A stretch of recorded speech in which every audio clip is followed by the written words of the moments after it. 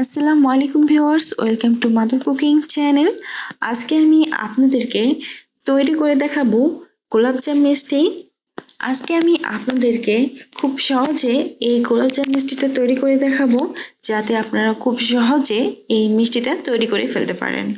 আর এই মিষ্টিটা তৈরি করার সময় আমরা প্রায় যে সমস্যার সম্মুখীন হই, সমস্যাগুলো হলো যে এই মিষ্টিটা তৈরি করার পর এই মিষ্টিটা ভিতরে খুব ভালোভাবে শিরা ঢুকে না এবং মিষ্টির ভিতরের দিকটা কিছুটা শক্ত হয়ে থাকে।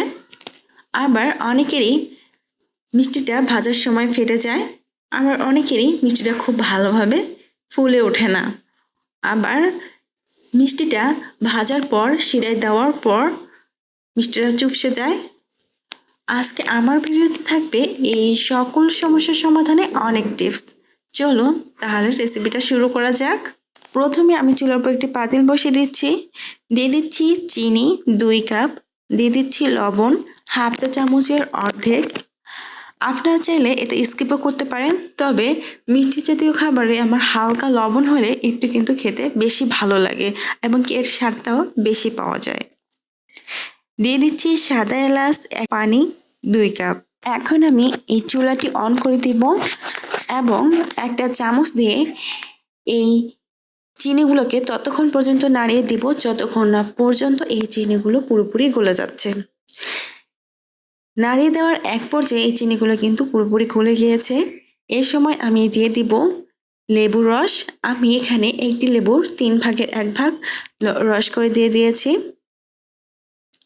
আর এই রসটা দেওয়ার কারণে কিন্তু এই চিনির শিরাগুলো জমাট বেঁধে যাবে না। আমি আরও কিছুক্ষণ সময় এই চিনির শিরাগুলোকে ফুটিয়ে নিয়েছি। আর এই সময় কিন্তু পারফেক্টলি একটা শিরা তৈরি হয়ে গেছে। এখন আমি চুলাটি অফ করে দিব এবং এই শিরাগুলোকে ঢেকে রাখবো, যাতে মিষ্টিটা দেওয়ার সময় এই শিরাটা কিছুটা হালকা কুসুম কুসুম গরম থাকে। এখানে আমি একটি বাটি নিয়ে নিয়েছি, দিয়ে দিচ্ছি ডিম একটি। এখানে আমি একটি মিডিয়াম সাইজের ডিম ব্যবহার করেছি। দিয়ে দিচ্ছি পানি 2 টেবিল চামচ, দিয়ে দিচ্ছি সয়াবিন তেল 2 টেবিল চামচ। এখন আমি এই ডিমটাকে খুব ভালোভাবে ফাটিয়ে নিব।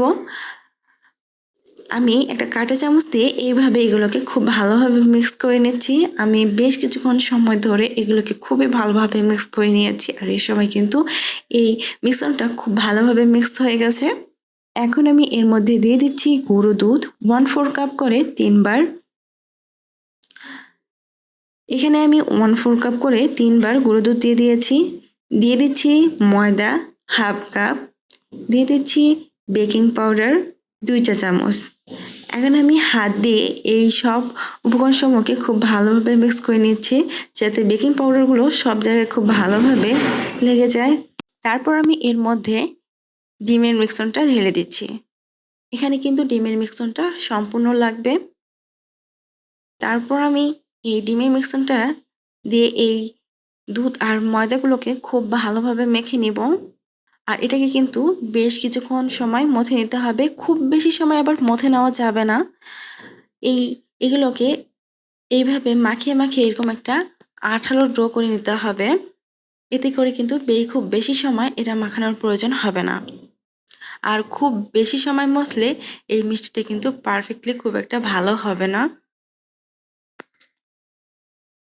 যখন এরকম একটা আঠালো ডো হয়ে আসবে, তখন আমি হাতটা ধুয়ে হাতের মধ্যে সয়াবিন তেল মাখিয়ে নিচ্ছি এবং প্লেটের মধ্যে সয়াবিন তেল ব্রাশ করে দিচ্ছি।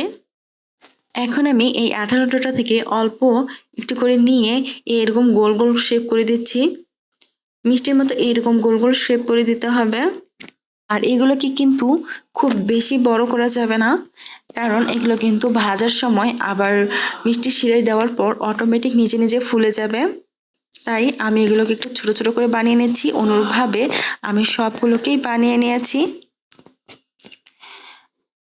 সবগুলো মিষ্টি বানানো প্রায় শেষ। এখন আমি চুলার উপর একটি কড়াই বসিয়ে দিব। তারপর চুলাটি অন করে চুলাটা মিডিয়ামে রাখবো। দিয়ে দিচ্ছি সয়াবিন তেল 1 কাপ। এখন আমি ওয়েট করব তেলটা খুব ভালোভাবে গরম হওয়া পর্যন্ত। আমি বেশ কিছুক্ষণ সময় ধরে এই তেলটাকে কিন্তু খুবই ভালোভাবে গরম করে নিয়েছি। আর এই সময় কিন্তু তেলটা খুবই ভালোভাবে গরম হয়ে গেছে। এখানে আমি একটা মিষ্টি দিয়ে দেখাচ্ছি। দেখুন, মিষ্টি দেওয়ার পর আশপাশ থেকে এরকম একটা বুদবুদ উঠে আসতেছে, আর এই দেখে বোঝা যাবে যে এই তেলটা খুব ভালোভাবে গরম হয়ে গিয়েছে। এখন আমি সবগুলো মিষ্টিগুলোকে এভাবে দিয়ে দিচ্ছি। আমার চুলার আঁচটা এই সময় একটু বেশি ছিল, তাই এই মিষ্টিগুলোতে এভাবে দাগ পড়ে গিয়েছে। আমি এই কড়াইটা ধরে এইভাবে নাড়িয়ে নাড়িয়ে এই মিষ্টিগুলোকে খুব ভালোভাবে ফ্রাই করে নিচ্ছি। আর এই সময় কিন্তু ভুলেও চামচ লাগানো যাবে না। আর এই সময় কিন্তু চুলার আঁচটা মিডিয়াম রেখে আমি এই মিষ্টিগুলোকে ভেজে নিচ্ছি। আমি কড়াইটাকে এভাবে বারবার নাড়িয়ে নাড়িয়ে এই মিষ্টিগুলোকে ফ্রাই করে নিচ্ছি। আর এই সময় কিন্তু এই মিষ্টির মধ্যে খুব সুন্দর একটা কালার চলে এসেছে। এখন কিন্তু মিষ্টিটা খুব ভালোভাবে ফ্রাই হয়ে গেছে। এখন কিন্তু চামচ লাগালেও এই মিষ্টিগুলোর মধ্যে আর কোনো রকম সমস্যা হবে না। এখন আমি একটা চামচ দিয়ে এই মিষ্টিগুলোকে উল্টে পাল্টে খুবই ভালোভাবে ফ্রাই করে নিয়েছি। আর এই সময় কিন্তু মিষ্টিটা অনেকটাই ফুলে গিয়েছে। আমি এই মিষ্টিগুলোকে আর একটু ভেজে এগুলোকে আরও একটু কালারফুল করে নিব।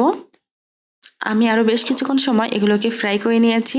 আর এর মধ্যে কিন্তু এখন একটা পারফেক্ট কালার চলে এসেছে।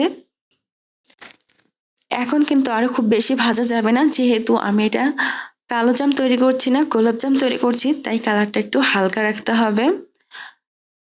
এখন আমি এই মিষ্টিগুলোকে তেল থেকে তুলে শিরার মধ্যে দিয়ে দিচ্ছি। অনুরূপভাবে আমি সবগুলো মিষ্টিকেই তেল থেকে তুলে শিরার মধ্যে দিয়ে দিয়েছি। এখন আমি এই শিরাগুলোকে চুলার উপর বসিয়ে খুব ভালোভাবে মিষ্টি সহ শিরাগুলোকে জাল করে নিব। আর মিষ্টিগুলোকে খুব ভালোভাবে নাড়িয়ে দেব। মিষ্টিগুলোকে খুব ভালোভাবে নাড়িয়ে দেওয়া হয়ে গেলে আমি কড়াইয়ে ঢাকনা লাগিয়ে দিচ্ছি এবং এই মিষ্টিগুলোকে মিডিয়াম হাই আছে আমি প্রায় 4 মিনিটের মতো সময় জাল করে নিচ্ছি। তারপর আমি চুলাটি অফ করে ঢাকনা লাগিয়ে প্রায় 3 থেকে 4 ঘন্টার মতো সময় রেখে দিব। তবে আপনারা যদি সারা রাত থাকতে পারেন তাহলে কিন্তু মিষ্টিটা আরও পারফেক্ট হবে। ফিরে এলাম প্রায় 6 থেকে 7 ঘন্টা পর। এই সময় কিন্তু আমার মিষ্টিটা খুব ভালোভাবে তৈরি হয়ে গেছে এবং দেখুন মিষ্টিটা কিন্তু খুব সুন্দর ফুলে উঠেছে। এক একটা মিষ্টি কতটা বড় বড় হয়েছে। এখন আমি একটা মিষ্টি আপনাদেরকে কেটে দেখাচ্ছি। দেখুন মিষ্টির ভিতরে কত সুন্দরভাবে রস ঢুকে গিয়েছে আর মিষ্টিটা কত সুন্দর রসালো হয়েছে। তৈরি হয়ে গেছে খুবই মজাদার গোলাপ জাম মিষ্টি। প্রিয় দর্শক, এই ছিল আমাদের আজকের রেসিপি। মাদার কুকিং চ্যানেলের আরও এক্সাইটিং রেসিপি নিয়ে আপনাদের সামনে আবার উপস্থিত হব। ভিউয়ার্স, আপনাদের সকলকে অনেক অনেক ধন্যবাদ জানাচ্ছি পুরোটা সময় আমাদের সাথে থাকার জন্য। আমি উইশ করব আপনারা সবাই ভালো থাকবেন, সুস্থ থাকবেন এবং মাদার কুকিং চ্যানেলের সাথে থাকবেন। এই চ্যানেলে নতুন হয়ে থাকলে চ্যানেলটি সাবস্ক্রাইব করুন এবং ভালো লাগলে লাইক, কমেন্ট ও শেয়ার করুন। ধন্যবাদ।